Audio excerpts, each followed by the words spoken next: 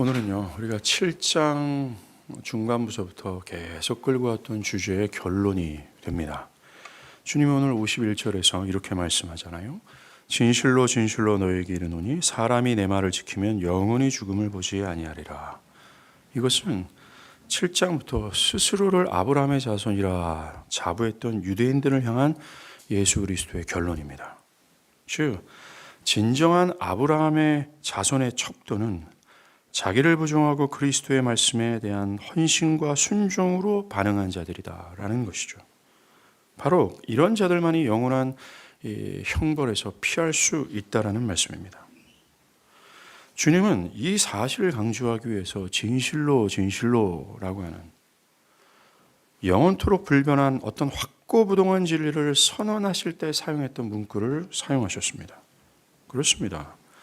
우리는 지금껏 요한복음 7장부터 누가 그리스도인인가 아닌가, 누가 하나님께 속한 자인가 마귀에게 속한 자인가, 누가 아브라함에게 속한 자인가 아닌가를 가늠하는 척도가 무엇인지를 이 예수님과 그리스도의 논쟁을 통해서 거듭 살폈습니다. 그 척도는 그 사람의 기독교 교리를 알고 고백하는 것이 아닙니다. 그 사람이 과거에 종교적 경험을 한 것이, 그것이 열렬하든 그렇지 않든 어떤 종교적 경험이 그가 그리스도인이라는 사실을 증명하는 척도가 아니라는 것입니다.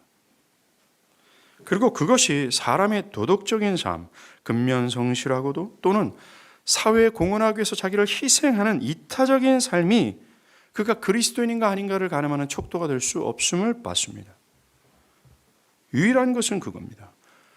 그가 그리스도인인가 아닌가의 유일한 척도는 그가 자신의 견해와 정신, 지금껏 삶의 방향성과 자신이 추구한 어떤 가치들 모두를 전적으로 부정하며 그리스도의 말씀에 순종하며 살고 신앙하는가 아닌가, 이것이 가늠줄이 된다고 말씀드렸습니다. 우리는 바울을 통해서 이것을 잠시 살폈습니다. 사방으로 우겨싸움을 당하는 상황 앞에서 거꾸로 뜨림을 당하는 어떤 삶의 극심한 시련과 고통 앞에서의 반응과 태도였어요. 그런 악조건 상황 앞에서 여전히 자기를 부정하고 그리스도의 말씀에 순종하고 헌신하는 그 사람의 반응과 태도가 그가 그리스도인인가 아닌가를 가늠하는 척도라고 봤습니다. 이렇게도 설명했습니다. 거듭날 때 심겨진 성령의 원리에 따라 자연스럽게 그 사람의 마음의 방향성과 이성의 능력이 어떤 성령의 원리로 이끌림을 당하는 거예요. 그 사람이 정성을 기울여 편안하게 생각하고 정성을 모아서 집요하게 애착을 가지고 끌리는 것이 성령의 새로운 진리가 마땅히 수용할 만한 것이고 그것에 끌려 그것에 따라 순종하기를 기뻐하는 것, 그것이 매우 자연스러운 것입니다. 하나님께 속한 자의 내면에 진리를 따라 살고 신앙하는 것이 자연스러워요. 그쪽으로 끌리고 자연스럽게 정성을 기울이고 성령의 원리에 따라 움직이기를 기뻐합니다. 그렇게 사는 것이 절대적으로 그에게 부담이 아니에요. 그에겐 그것이 평안입니다. 과연 그러한가? 아니면 진리를 저항하는 이 부패한 원리가 자연스러운가가 그 가늠한 척도라는 것입니다. 즉, 부패한 원리에 따라 마음의 성향과 이성의 능력이 끌리는가? 그쪽으로 끌리며 그쪽으로 정성을 기울이고 부패한 원리를 따라 움직이기를 기뻐하는가? 정말 바울이 말한 것처럼 육의 생각은 하나님의 법을 즐거워하지 않고 굴복할 수 없다라는 말씀처럼 자연스럽게 진리가 거북한 거예요. 진리를 듣고 들어도 그것이 계속해서 내 마음에 끌림이 아니라 부담이고 자연스럽게 그 진리가 합당하게 여겨지지가 않아요. 자연스럽게 그것이 순종하는 것처럼 여겨지지 않습니다. 순종하는 것이 매우 어렵게 만드는 겁니다. 그게 척도라는 겁니다. 즉, 그가 하나님께 속해 있는가 마귀에게 속해 있는가의 척도가 이것이라는 겁니다. 그 사람의 표면적인 모습, 태어날 때부터 교회에서 자라는 것, 내가 그리스도를 고백했다라는 것, 또한 교회를 정기적으로 출석하는 그 표면적인 것이 그가 그리스도인인가 아닌가를 가늠하는 척도가 될 수 없음을 7장부터 지금까지 주님은 주구장창 말하고 또 말했어요. 왜 그랬습니까? 그리스도와 논쟁을 벌인 이 유대인들은 자신들이 하나님께 속해 있다라고 하는 이 자부함이 그들의 표면적인 것에 있었어요. 그러니까 혈통적으로 아브라함의 자손이라는 것, 표면적으로 종교적인 행위를 했다라는 것, 그걸 근거로 나는 하나님께 속해 있는 사람이라고 자부했기 때문에 그래요. 그리스도는 끊임없이 아니야라고 말했어요. 기억할 것은 마귀에게 속한 자들도 종교적인 모습을 갖출 수 있다는 사실입니다. 이런 예수님이 너희는 마귀에게서 났다, 이렇게 분명하게 언급한 그들도 8장 31절에 보면 예수를 믿는 것처럼 보였습니다. 예수를 따르는 것처럼 보였습니다. 아니요, 이 이야기는 요한복음 6장서부터 얘기할 수 있겠죠. 오병이어 기적사역을 맛봤던 그들, 자신의 시간과 사업과 직장을 모두 내려놓고 열렬히 그리스도를 따라갔던 이런 종교적인 충분한 모습을 갖춘 그들에게도 주님은 그들의 믿음을 인정하지 않았다라는 거예요. 우리는 51절에 진실로 라는 이 척도를 가지고 자신을 돌아봐야 돼요. 즉 51절에 사람이 내 말을 지키면, 즉 자신의 모든 총체적인 것을 부정하고 그리스도의 모든 말씀에 순종하고 헌신하는 것, 그렇냐 그렇지 않느냐, 이 척도를 가지고 자신을 바라봐야 돼요. 여러분들은 지금 유대인들처럼 지금까지의 종교적인 견해를 가지고 자신을 판단해서는 안 된다는 것입니다. 유대인들의 문제는 그랬어요. 자기들 나름대로의 생각에 따라 자기를 판단했습니다. 아닙니다. 우리는 오늘 본문 51절에 주님이 진실로라고 하는 이 확고부동한, 영원토록 변치 않는 불변하는 이 진리를 근거로 말씀하신 이 척도를 가지고 자기를 판단해야 돼요. 과연 어떻습니까? 만약 이 기준에서 벗어나 있다면 그는 영원한 형벌 앞에 있는 것이 분명합니다. 이 척도, 이 진리가 말하는 이 척도를 외면하고 있다면 그는 결코 하나님의 무서운 형벌에서 벗어날 수가 없습니다. 여러분이 영원한 나라를 가느냐 가지 않느냐는 주님의 기준이 판단하는 것이지 여러분의 기준이 판단하는 것이 아니기 때문입니다. 진실로 우리는 이것을 염두에서 읽어야 돼요. 이것이 바로 영원하고도 확고부동한 진리이기 때문에 그렇습니다. 우리는 나의 개인적인 상황을 모두 내려놓고 이 진리 앞에서 나를 살펴야 돼요. 나에게 가장 중요한 것은 바로 이겁니다. 어떤 분들은 현재 긴급하게 하나님의 도우심을 받아야 될 어떤 사안이 있어요. 그것보다 더 중요합니다. 내가 누구와 결혼하는 것, 그것보다 내가 당장 이런 내 나름대로의 삶의 플랜을 잡았는데 이 플랜이 어느 정도의 가시가 되도록 하나님께서 인도하는 그 사안보다 이것이 더 중요합니다. 장래의 계획을 위해 고민하는 그 어떤 것보다 나의 영원한 미래를 가늠하는 이것이야말로 여러분에게 가장 중요한 것입니다. 그러나 너무나 안타까운 것은 오늘날 이 영원한 미래를 가늠하는 이 사안에 대해서 교회 안에 있는 사람들마저도 중요하고 또 무게감 있고 또 가치 있게 여기는 것이 별로 없어요. 그들은 이것이 그저 사변적으로 알 뿐입니다. 그것은 나의 삶에 집중해야 되는데 그 삶에 집중하는 것에 대해서 거추장스러울 뿐이에요. 그는 분명히 지옥의 형벌 앞에 있는데 진실로라고 하는 하나님의 확고부동한 진리에 대해서 무관심합니다. 그에게 주된 관심은 그저 자기의 주관적인 삶, 주관적인 문제일 뿐이에요. 만약 지금까지 얘기했던 이 진리가 나를 부담스럽게 만들고 더 나아가 적개심을 갖게 한다면 매우 큰일입니다. 그것은 그가 유선적인 믿음을 가진 자라는 사실을 증명해 주기 때문에 그렇습니다. 유대인들을 한번 보십시오.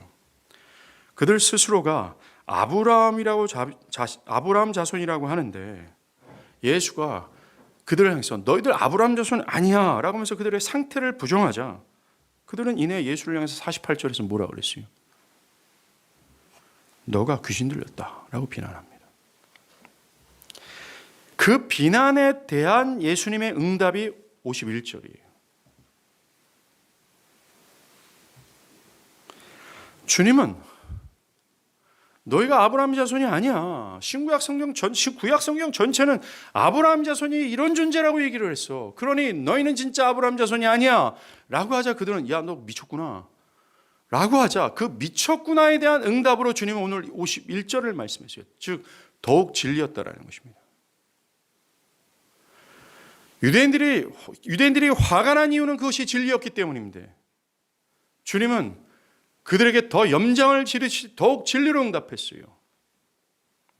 이런 주님의 응답은 예수를 향한 비난을 완화시킨 것보다 더 악화시킵니다. 오늘 보면 52절에서 유대인들은 이야기를 51절을 듣고 뭐라고 응답해요? 지금 네가 귀신 들린 줄 아노라. 아까보다 더 확신하고 단호한 입장을 밝힙니다. 더 선명한 진리를 말했음에도 불구하고 더 큰 적개심을 유발시키는 거죠. 더 큰 반감을 일으켰습니다. 정말로 이 위선적인 믿음을 가진 자들은 진리를 말하면 말할수록 깨닫기보다는 진리에 대한 적개심이 더 증가시키는 거죠. 여러분은 어떻습니까? 과연 이 진리가 나를 회개케 합니까? 진리를 따르고자 하는 열망을 생기게 합니까? 아니면 진리가 부담이 되고 짜증이 되어 그걸 넘어 더 적개심을 품게 합니까? 한번 마음속으로 답해 보십시오. 예수에 대한 확실한 적개심을 품은 유대인들은 주님의 51절에 대한 말씀에 대해서 이렇게 얘기해요. 야, 아브라함과 선지자 같은 거룩하고 위대한 인물도 다 죽었어. 네가 뭔데? 네 말을 지키면 영원히 죽음을 맛보지 않는다. 어떻게 말할 수 있느냐? 유대인들의 이런 말은 구약과 유대 전승을 근거로 한 거예요. 구약 성경은 하나님과 매우 가까이 있었던 사람들도 다 죽었다라고 얘기를 합니다. 유대인들이 말한 것이 맞는 것 같지만 그들은 51절에서 하신 예수님의 말씀을 오해한 거예요. 예수께서 너희가 나의 말을 지키면 영원히 죽음을 보지 않겠다라는 이 말씀은 인간이 타락하여 영원한 사망으로 떨어진 직후에 창세기 3장 15절이에요. 하나님이 약속하신 한 사내 아이를 통해 나타날 영생의 약속을 염두하신 거예요. 그 약속을 근거로 메시아의 대속의 죽음으로 죄의 형벌에서 죽지 않게 되는 것을 말씀하신 겁니다. 그런데 유대인들은 사실 6장서부터, 아니 더 가깝게는 7장서부터 이 얘기를 하고 또 했거든요. 근데 유대인들은 이걸 안 들어먹고 자기의 이성을 가지고서 그것을 나름대로 판단한 거예요. 급기야 이들은 53절에서 예수 네가 진짜 미쳤구나. 도대체 너는 너를 누구라고 생각하느냐? 라고 격하게 따집니다. 저는 이것이 현대인들의 반응이라고 생각합니다. 위선적이고서도 모호한 믿음을 가진 자들의 반응이에요. 이들이 기뻐하는 것이 뭔지 아십니까? 이들이 기뻐하는 것은 자신의 견해가 동의할 수 있는 내용들입니다. 어떤 헌신과 순종을 요구하지 않은 것들이에요. 현재 자신이 자기중심성으로 똘똘 뭉친 이 마귀의 상태라는 사실에 대해서 어떤 문제도 제기하지 않는 것. 그죠? 주님을 따라가지 못하는 형편이군요. 참 저는 이해합니다. 라는 식을 좋아합니다. 그리고 그것을 사랑이라고 얘기합니다. 그러나 그들은 진리를 진리대로 들어먹지 않습니다. 나아가 진리를 말하는 사람에 대해서 적대감을 드러내죠. 자, 이들이 이렇게 적대감을 드러낸 이유를 그가 밝혀요. 뭔지 아십니까? 과연 기독교 진리, 우리가 앞서 언급했던 그 진리가 오래전부터 생각해왔던, 즉 오래전부터 모든 사람들이 생각해왔던 그런 진리, 보편화된 진리보다 더 크냐 이거예요. 유대인들이 야 네가 아브라함보다 크냐라는 말이 그 말입니다. 그들이 하는 말이 항상 너가 아브라함보다 크냐라는 식이에요. 53절에 유대인들이 예수의 진리를 반박하며 말한 것이 그것입니다. 유대인들 한번 보시죠. 지금까지 그들이 주장하는 바는 자신들이 아브라함의 자손이었다라는 거예요. 문제는 그들이 생각하는 아브라함 자손의 척도와 신구약 성경이 정의하는 아브라함의 자손이 차이가 있었다라는 것입니다. 유대인들이 가지고 있는 정의는 혈통적으로 아브라함의 자손이면 된다라는 식이었어요. 우리가 33절에서 봤잖아요. 그들은 38장 33절에서 우리가 아브라함의 자손이라 할 때 여기에서 유대인들이 사용한 자손이라는 원어가 스페르마예요. 이 스페르마는 혈통적 자손을 뜻하는 겁니다. 이처럼 유대인들은 혈통적으로 아브라함의 자손이면 되는 거 아니냐. 오래전부터 우리의 선진들이 주장해왔던 그 진리를 근거로 해서 나 아브라함의 자손이야 라고 얘기한 거예요. 그러나 신구약 성경은요, 아브라함의 자손을 유대인들처럼 정의하지 않습니다. 이 말에 대해 주님은, 즉 우리가 혈통적으로 아브라함의 자손이니까 아브라함의 자손 아니야 라는 이 말에 대해서 주님이 37절에 얘기해요. 나도 너희가 아브라함의 자손인 줄 안다. 즉 혈통적으로 너희들이 아브라함의 자손이 맞는 거 아는데, 그러나 내 말인 너희 안에 있을 곳이 없으므로 나를 죽이려 한도다. 그렇습니다. 주님은 그들이 생각하는 것처럼 혈통적으로 그것이 아브라함의 자손인가의 척도가 아니야 라고 말씀하시고자 하는 거예요. 사실 이것은 신구약 전체가 매우 강조하는 진리 중에 하나입니다. 구약조차도 혈통적으로 아브라함의 자손이라는 것이 구원의 근거가 될 수 없음을 말했어요. 신구약 성경은 하나님의 뜻을 따르려 하지 않고 따르지도 못하는 상태, 오직 자기를 하나님으로 주장하며 자기의 뜻을 따라 자기만을 영화롭게 하자는 이 고집스러운 자기중심성에서 중임을 당한 자, 그래서 성령으로 새로운 성향과 의지가 새롭게 심겨져서 그 원리를 따라 살아가는 자들이야말로 아브라함의 자손이라고 얘기하고 있어요. 여러분들 아브라함의 믿음을 한번 생각해 보세요. 창세기 11장 후반부터 창세기 12장에 보였던 아브라함을 한번 생각해 보세요. 갈대아 우르라고는 문명이 발전한 곳에서 살아갔던 아브라함이었어요. 하나님을 전혀 알지 못하는 아브라함이었습니다. 근데 어느 날 갑자기 하나님께서 그에게 나타나셔서, 아브라함아, 너의 본토, 친척, 아비집을 떠나서 갈 바를 알지 못하는 나그네 인생을 살아라. 이제부터 나의 말을 따라 살아라 라고 했어요. 즉, 그 아브라함 10년 안에 지금까지 고집했던 내 방향성, 내 뜻, 내 견해, 내 정신, 내 삶의 방향성 모든 것 다 집어치우고 아브라함은 이제부터 내 뜻에 따라 움직여 라고 그에게 요구했어요. 그때 아브라함은 믿음을 보입니다. 이게 아브라함의 믿음으로서, 아브라함의 믿음이 뒤를 따른 사람들이 아브라함의 자손이에요. 신구약 성경 전체가 이것이 하나님께 속한 자들이고 이것이 아브라함의 믿음이고 이 아브라함의 믿음 안에 속한 자들이 천국에 간다라고 얘기하는 겁니다. 에스겔서 36장에서도 정확하게 얘기하지 않습니까? 또 새 영, 성령이에요. 너희 속에 두고 새 마음을 너희에게 주되 너희 육신에서 굳은 마음을 제거하고 부드러운 마음을 줄 것이며 또 내 영을 너희 속에 두어 너희로 내 규례를 지켜 행할 것이다. 즉 자기가 하나님으로 주장하는 이 강팍하고 딱딱한 이 마음을 성령이 산산히 부서뜨리고 하나님의 말씀에 기꺼이 순종할 수 있는 부드러운 마음을, 그 새 마음을 내가 집어넣을 거야. 그뿐만이 아니라 성령이 그들 안에 내재하게 하셔서 그들이 하나님의 법에 따라 살아가도록 내가 만들 거야. 이게 하나님의 선언이에요. I will 하면서. 하나님의 백성은 혈통적, 표면적으로 결정되는 것이 아닙니다. 기독교 진리를 표면적으로 고백하고 또 표면적으로 종교적인 행위를 하는 것으로 가늠되지 않습니다. 마음의 변화가 있는 자들이에요. 그동안 진리가 부담스럽고 진리가 짜증이고 진리에 대한 적개심을 갖고 있는 이 굳은 마음이 성령을 통해서 산산히 부서지고 하나님의 진리를 따라 신앙하고 살고 싶어하는 이 의지와 성향을 갖고 있는 자들, 이게 아브라함과 같은 믿음이며 아브라함의 자손이라는 것입니다. 그런데 유대인들은 이런 신구약 성경을 아랑곳하지 않고 그들 나름대로의 아브라함의 정의를 탁 설정했어요. 그들은 자신들이 설정한 진리의 근거로 그걸 거울 삼아 자기를 판단했어요. 그러니 자기가 아브라함 자손 될 수밖에 없는 것입니다. 그래서 53절에서 자신들을 아브라함의 자손이라고 인정치 않은 예수 향해서 돌아버린 거죠. 야, 네가 우리 조상 아브라함보다 크냐? 라고요.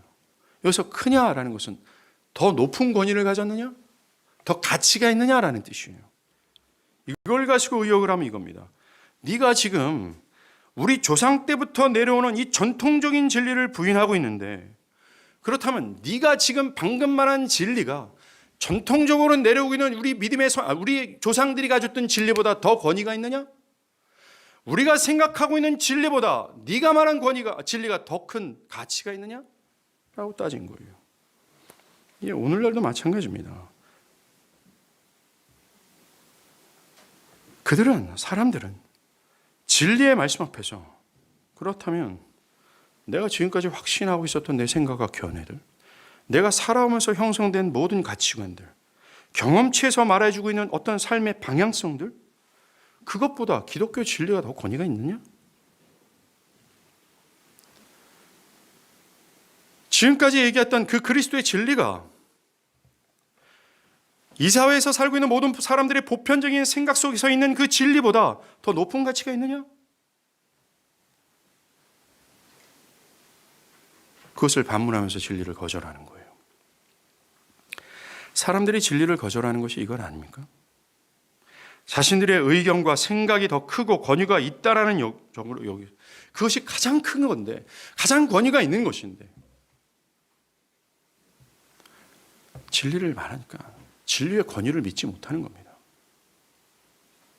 자기 생각, 자기 삶의 방향성을 더 높이 평가하고 있는데, 그러하기에 그리스도의 진리가 더 높이 보이지 않는 거죠. 권위적으로 느껴지지 않는 것입니다. 그것이 참된 힘으로 느껴지지 않는 거예요. 사람들이 진리를 거절하는 이 표면적인 이유는 사실 이겁니다. 여러분들이 그리스도를 따르지 못하는 이유도 바로 이거예요. 유대인들처럼 사람들은 오랫동안 내려오는 이 보편적인 사람들이 가지고 있는 관습과 전통에 매여 있어요. 그 오랫동안 모든 보편적인 사람들이 가지고 있는 이 견해와 정신이 진리라고 생각하는 것에 매여 있습니다. 그들이 생각하는 이 전통적인 진리가 뭡니까? 그것은 타락한 아담서부터 내려오는 진리예요. 내가 하나님이라는 겁니다. 이 사고에서 벗어나지 않습니다. 그래서 다 내 생각이 맞아. 내가 하나님인데 뭐 따로 진리가 있어. 그거 다 필요 없어. 내가 진리고 내가 맞고 내가 중심이야. 내가 생각하는 진리는 나를 하나님으로 만들어주는, 즉 나의 가치를 드러내주고 증명해주는 돈이야. 권력이고 높아지는 거야. 예, 맞습니다. 이 사회에서 오래전부터 모든 보편적인 사람들 안에 뼛속 깊숙이 내재되어 있는 아주 강력한 진리가 바로 이거예요. 내가 하나님으로서 내가 하나님이라는 이 가치를 증명해 줄 수 있는 것을 쫓는 것이 진리며, 그것을 성취하는 것이 진리예요. 그래서 사람들이 돈을 구하고자 미치도록 살아가는 것이 아닙니까? 성공을 위해서라면 그리스도도 버리는 태도를 갖는 것이 이유가 있잖아요. 사람들이 하나님을 사랑하고 하나님을 신앙하기 위해서 발목 잡는 것이 이 진리 아닙니까? 그리스도의 진리를 적극적으로 받아들여야 되는데 받아들이지 못하도록 만드는 것이 이 사람들의 뼛속 깊숙이 완전히 흡착되어 있는 이 진리 아닙니까? 여러분들 자신을 한번 보십시오. 여러분들이 그리스도의 진리를 기뻐하지 못하게 하는 요소가 이것 아닙니까? 보편적인 사람들 안에 내재되어 있는 그 진리 말이죠. 이들은 자신들의 진리가 주님의 말씀보다 더 권위 있고 더 높다, 더 가치 있다라고 확신합니다. 그리고 그것이 자연스럽다라고 생각합니다. 마땅하다. 그 진리를 자연스럽게 기뻐하고 좋아합니다. 잠자리에서 일어나서 누울 때까지 그것만 생각합니다. 자, 저를 한번 보십시오. 여러분들의 눈빛을 이 설교자에서 외면하지 마십시오. 여러분들이 아무리 마음에 찔려도 이 부분을 해결하지 않으면 여러분들의 미래는 영원한 파멸입니다. 여러분들은 영원토록 지옥에서 끝도 없는 고통 가운데 이 대가를 지불하면서 지내게 될 거예요. 이 질문과 이 도전을 외면하지 마십시오. 이것이 사실이기 때문에 그렇습니다. 오늘날 교회 안에서 많은 사람들이 이 진리를 외면하지요. 거추장스럽고 거북하다고 얘기합니다. 그러나 이것은 생명의 길을 젊어들기 위해서는 꼭 피하지 말고 접해야 될 중요하고도 중요한 생명이에요. 이것을 왜 외면하려고 합니까? 오늘 외면하고 또 내일도 외면할 겁니까? 내년에도 외면하고 그 내년에도 외면을 할 겁니까? 언제까지 그렇게 하렵니까? 정말 사람들은 유대인들처럼 예수, 기독교 진리, 그것이 나의 생각보다 더 크냐라고 말합니다. 난 그렇게 생각하지 않아. 정말 사람들은 자신들이 생각하는 진리에 따라 움직여요. 진리가 그의 모든 선택과 결정을 만들어냅니다. 보편적인 사람들이 오래전부터 뼛속 깊숙이 내재해 있는 진리는 내가 하나님이라는 진리예요. 그 진리로 사람들은 움직입니다.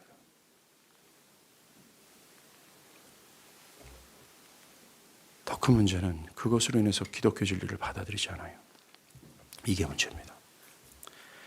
이런 유대인들을 향해 주님은 54절부터 자신이 말하는 모든 것이 진리일 수밖에 없음을 설득하세요.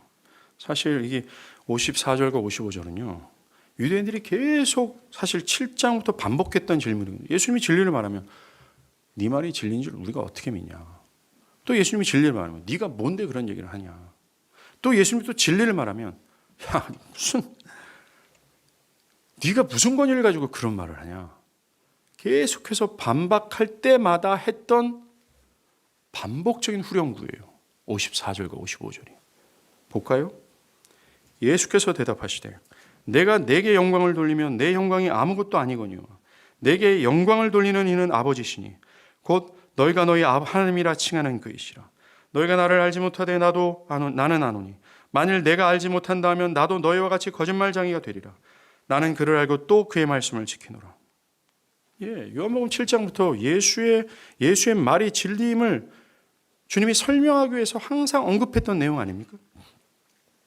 이번에도 또 언급하세요. 이게 뭡니까? 예수님 자신이 하나님께 보냄을 받은 자로서 자신이 증언하는 모든 것은 자기를 영화롭게 하고자 하는 목적이 아니다. 나는 하나님 아버지께 보냄을 받은 자로서 하나님이 말하라 하는 것만 말하고 하나님께서 행하라는 것만 할 뿐이다. 그래서 나는 하나님께서 말하라고 한 말을 함으로 하나님만을 영화롭게 하는 자다. 이 얘기를 했어요. 고로 내가 말하는 모든 말은 하나님의 말로서 진리일 수밖에 없다. 이 얘기를 하셨어요. 여러 차례 이 말씀을 반복하셨습니다. 나의 말이 진리일 수밖에 없는 이유는 뿐만 아니라 예수님은 자신의 모든 증언이 하나님 아버지가 말하라고 하는 것들만 말하는 것으로서 다른 말을 하지 않았어요. 자신의 말이 진리인데 이 예수의 말을 인정치 않는 유대인 너희들이야말로 하나님을 알지 못하는 자들이다 라고 확언하십니다. 오늘 보면 55절에도 또 그 얘기하세요. 너희는 그를 알지 못하고 있는 것을 증명하고 있다라는 겁니다. 예, 그렇습니다. 그리스도 예수의 말씀은 진리입니다. 그가 말한 모든 것은 곧 하나님 아버지의 말씀이시며 고로 진리입니다. 그러하기에 그의 말씀보다 더 권위가 있는 진리나 가르침이나 사상은 있을 수 없어요. 모든 높아진 것, 사상, 사조, 생각은 마땅히 그리스도의 말씀에 복종해야 합니다. 바울은 이것을 적극적으로 동의하며 고린도후서 10장 4절부터 6절에 이런 말을 해요. 우리의 싸우는 병기는 그리스도의 복음입니다. 오직 하나님 앞에서 견고한 진을 파하는 강력이라. 그래서 견고한 진이 뭔지 아십니까? 사람들을 뼛속 깊숙이 흡착되어 있는 내가 하나님이라는 사고예요. 이건 매우 강력합니다. 이 세상에 가장 화력이 뛰어난 핵무기라고 합시다. 그 핵무기가 수천 발이 그 내면에 떨어져도 절대로 무너지지 않는 내가 하나님이라는 사상과 사고. 진리를 거북하게 하며 진리를 거절하게 하며 진리를 향해서 적개심을 품게 하는 이 보편적인 사람들 안에 있는 사고. 그것을 견고한 진이에요. 그런데 그리스도의 복음이 이 견고한 진을 파는 강력이라고 얘기하면서 모든 이론을 파하고 하나님 하는 것을 대적하여 높아진 것을 다 파한다고 얘기합니다. 맞습니다. 그리스도의 진리보다 더 높은 권위가 없어요. 사람들의 높아진 사상과 사고는 그 앞에서 다 복종해야 됩니다. 사람들이 만들어진 모든 이론과 사상과 철학은 모두 파해지는 것이 맞아요. 그리스도의 진리보다 높은 것은 없기 때문에 그렇습니다. 그러나 나의 생각과 내 가치관 모두 그리스도의 진리에 복종하는 것이 맞습니다. 이제 주님은 유대인들이 야, 너가 뭔데? 너는 누구라고 너를 생각하느냐? 라고 하는 답의 결론을 말씀하세요. 이것이 7장서부터 끌고 왔던 결론입니다. 56절이에요. 너희 조상 아브라함은 나이 때 볼 것을 즐거워하다가 보고 기뻐하였느니라. 이 말은 예수를 대적하고 있는 유대인들에게는 굉장히 충격적인 말입니다. 저 예수가 나이 50도 안 되는데 어떻게 아브라함을 볼 수 있겠느냐? 2000년 전의 사람인 이 아브라함이 어찌 너 예수를 볼 수 있었겠느냐라는 말이에요. 자, 그렇다면 예수가 말씀하신 아브라함이 나의 때, 주님의 때죠. 보고 즐거워했다라는 의미가 뭔지를 한번 보겠습니다. 이것은요, 히브리서 11장에 믿음의 선진들을 쭉 기록한단 말입니다. 그 아브라함을 비롯한 모든 구약의 믿음의 선진들이 믿음으로 미래에 성취될 약속을 바라보며 기뻐했던 그 모습을 설명한 거예요. 그들은 하나님의 약속이 아직 성취가 되지 않았지만 믿음의 눈으로 그것이 성취될 것을 바라보며 기뻐했어요. 이것이 아브라함이 예수의 때를 바라보며 즐거워하고 기뻐했던 것과 맥을 같이 합니다. 히브리서 11장 13절이에요. 이 사람들은 다 믿음을 따라 죽었으며 약속을 받지 못하였을 때 그것들을 멀리서 보고 환영하며 또 땅에서는 외국인과 나그네로 증언하였으니. 그렇습니다. 아브라함을 비롯한 구약의 믿음의 선진들, 그들은 하나님께서 약속하신 것이 아직은 성취되지 않았지만 미래에 성취될 거지만 믿음으로 멀리서 보고 그것을 환영하고 기뻐했어요. 열렬히 여기서 주님에서 아브라함이 기뻐했다라는 말 기쁨은요, 펄쩍 뛰며 기뻐했다는 뜻입니다. 매우 격하게 환영했다라는 겁니다.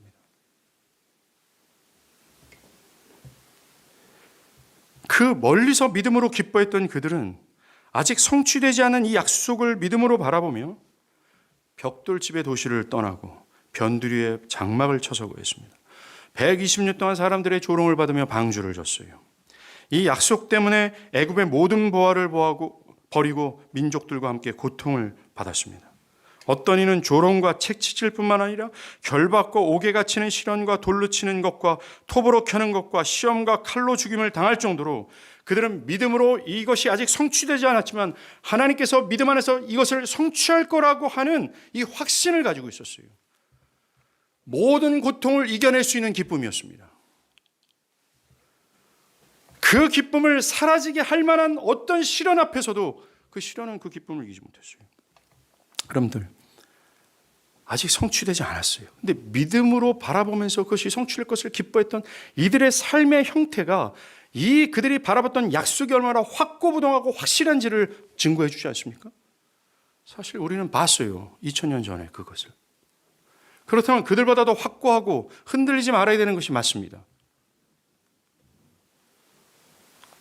오늘 본문에 예수께서 아브라함은 나의 때를 보고 즐거워했다는 의미가 이거예요. 아브라함은 하나님의 약속이 완성되는 것을 보지 못했지만 믿음으로 멀리서 보고 기뻐했어요. 믿음으로 자신도 그 약속에 참여할 것이라는 사실을 확신했습니다. 그래서 그 기쁨으로 그는 갈대아 우르라는 이 문명도시를 떠나서 갈 바를 알지 못하는 나그네의 인생을 택했어요. 이게 신앙이에요. 믿음으로 나에게 미래에 성취될 영광을 바라보며 이 땅을 배설물처럼 여기면서 변두리 위에서 장막 치면서 살아가는 것이 신앙이라고 얘기하고 있어요. 이 땅에 미련두고 이 땅에서 나의 어떤 주관적인 성공과 취업과 나를 더 강화시키는 어떤 목적이 신앙이 아니라 앞으로 다가올 그 미래를 믿음으로 바라보며 거기에 초점 삼아 살아가는 인생이 바로 신앙이라고 얘기하는 겁니다. 여러분들은 어때요? 이게 아브라함의 믿음이라고 성경은 얘기하는데, 자, 그렇다면 아브라함을 비롯한 이 구약의 믿음의 선진들이 바라봤던 약속이 뭘까요? 그 약속의 성취가 뭘까요? 결론적으로 말씀드리면 그리스도의 죽음과 부활에서 통해서 성취되는 구원의 성취 아닙니까? 더 구체적인 것은 바울이 로마서 3장에서 얘기한 오직 예수를 믿음으로 말미암아 의롭게 되어지는 것, 그거 아니에요? 로마서 3장 26절 후반부와 28절에 이런 얘기를 합니다. 예수를 믿는 자를 의롭다 하려 하심이라. 그런즉 자랑할 데가 어디 있느냐? 있을 수 없다. 무슨 법으로냐? 믿음의 법. 그러므로 사람이 의롭다 하심을 얻는 것은 율법의 행위에 있지 않고 믿음으로 되는 줄을 우리가 인정한다. 이것을 이해하기 위해서는요, 그 아담이 행위 언약을 거역한 이야기까지 거슬러 올라가야 돼요. 하나님은 첫 인류죠. 그러면서 모든 인류의 대표의 머리이신 아담과 네가 내가 명령한 모든 명령을 완벽하게 순종하면 살고 만약 인생에 단 한 가지의 명령을 단 한 번이라도 어기면 죽는다라고 언약을 체결하셨어요. 하나님은 이것을 위해서 아담에게 아담 내면 깊숙이 완전한 선과 이 하나님의 율법을 완벽하게 순종할 수 있는 의지와 능력을 심으셨습니다. 그래서 첫 아담은요, 이것을 따르는 게 매우 자연스럽고 쉬웠어요. 도리어 죄를 짓기 굉장히 어려운 상태였습니다.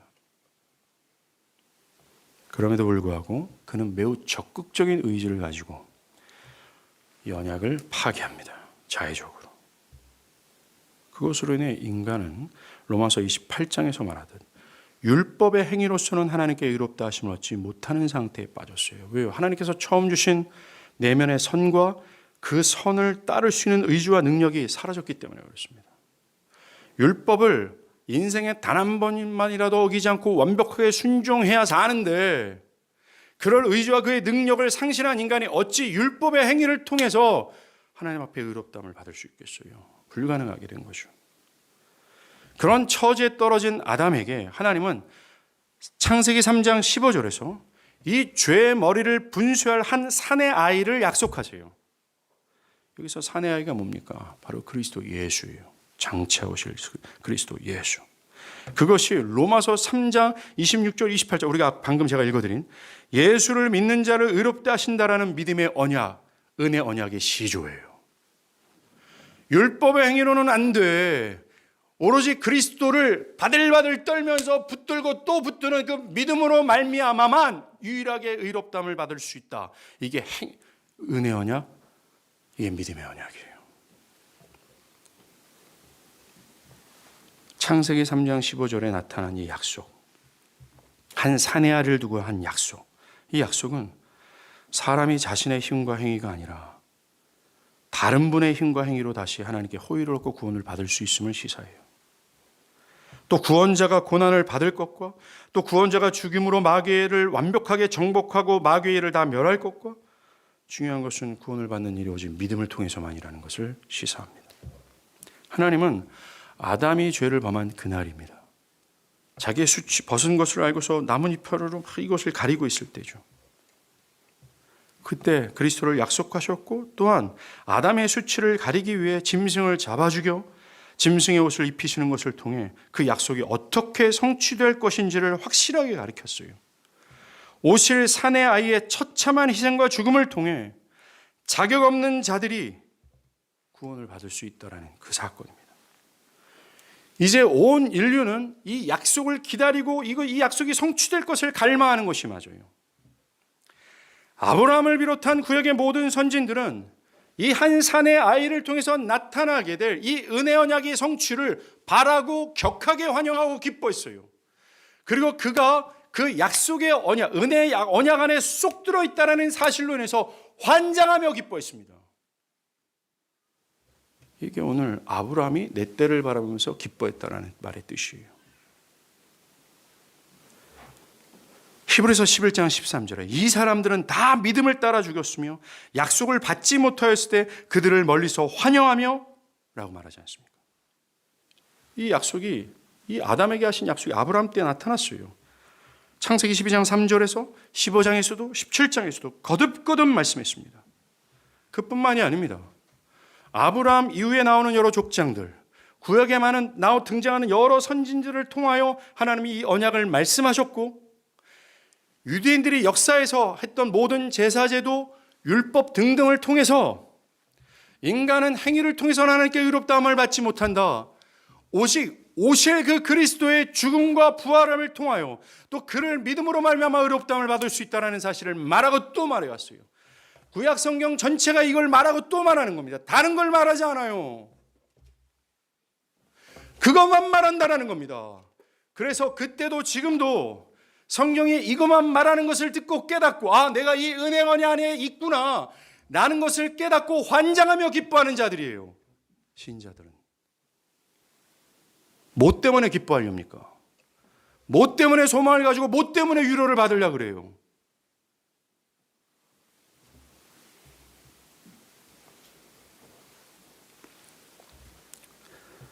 예수께서 유대인들이, 야, 넌 너 누구냐?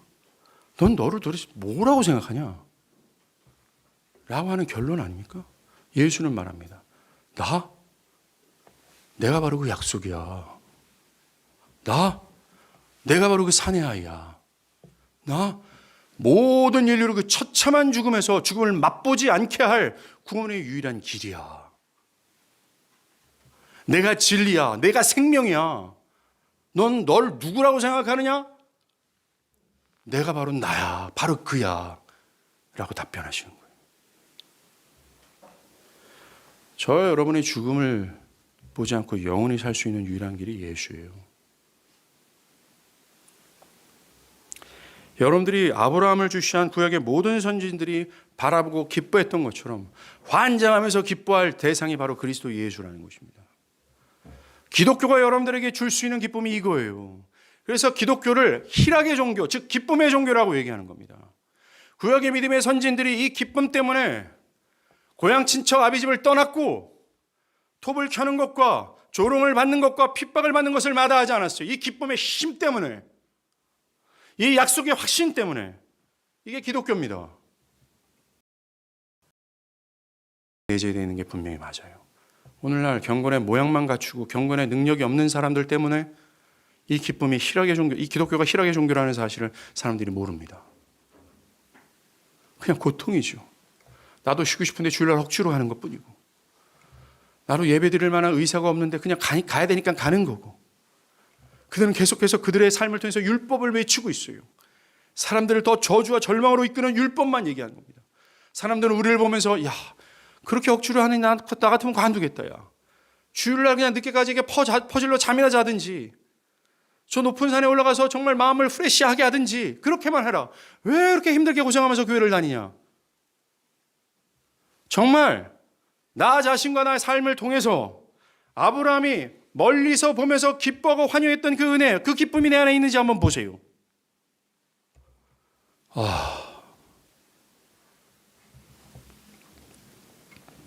정말 이 그리스도는 아브라함이 나기 전부터 계셨던 하나님이십니다.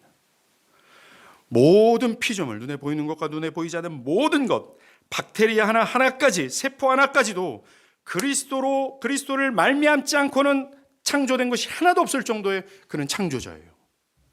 그는 영광이었습니다. 그는 아브라함보다 먼저 계셨던 하나님이셨어요. 그런데 그 모든 영광을 다 자격 없는 자들을 위해서 버리시고 이 땅에 오셨고 나원하여 참한 희생과 죽음을 맞이했습니다. 그것으로 그는 창세기 3장 15절에서 하나님이 약속하신 약속을 성취했어요. 이제 여러분의 몫입니다. 자, 한번 보십시오. 이제 여러분들은 오늘 너가 아브라함보다 크냐? 그 진리가 모든 보편적인 사람들 안에 뼛속 깊숙이 있는 그 사상과 그 진리보다 크냐? 더 권위 있냐? 라는 질문 앞에 답해야 돼요. 여러분들의 몫이에요. 또 오늘 본문의 유대인들은요, 주님의 이 진리를 받아들이지 않습니다. 도리어 돌로 쳐 죽이려고 해요. 여러분들은 이 유대인과 같은 태도를 가졌습니까? 이제 여러분들의 몫입니다. 분명히 그리스도는 훌러덩 다 벗으며 이 계시를 말했어요. 이 계시를 여러분들 즐거워하고 환영할 겁니까? 오늘 주일이니까 그냥 예배 끝난 다음에 그냥 집에 돌아갈 생각만 하고 계십니까? 아니면 이 진리가 여러분들의 마음을 어떻게 하고 있습니까? 여전히 우리는 나의 감정선과 지금의 삶의 상황을 그대로 간직한 채 이 진리를 그냥 귀로 들을 뿐이에요. 이제 어떻게 하렵니까? 이제 아브라함처럼 내 눈에 보이진 않지만 우리의 약속되신 그리스도를 바라보면서 이제는 죄 허물에서 죽지 않고 살 수 있는 길이 있구나. 이미 그 길을 확신하고 신앙하고 있는 사람들이 있다면 이 복음의 메시지는 그들에게 더 큰 기쁨이 될 거예요. 예수, 예수, 예수, 예수, 예수, 예수, 예수. 내 약속이며 생명이신 예수, 예수, 예수, 예수. 1000번을 부르고 죽어도 아쉽지 않은 예수, 예수, 예수, 예수. 이 예수 때문에 모든 것을 다 초가상간이 흔들려도 기뻐할 만한 예수, 예수, 예수 때문에 말입니다. 언제까지 죄 때문에 의기소침에 빠질 겁니까? 언제까지 절망스러운 삶에 짓눌려서 이 영원한 기쁨을 맛보지 않고 그냥 가시렵니까? 언제까지요? 바라기는 아브라함이 격하게 기뻐했던 이 은혜가 여러분에게 있길 바랍니다. 기도하겠습니다.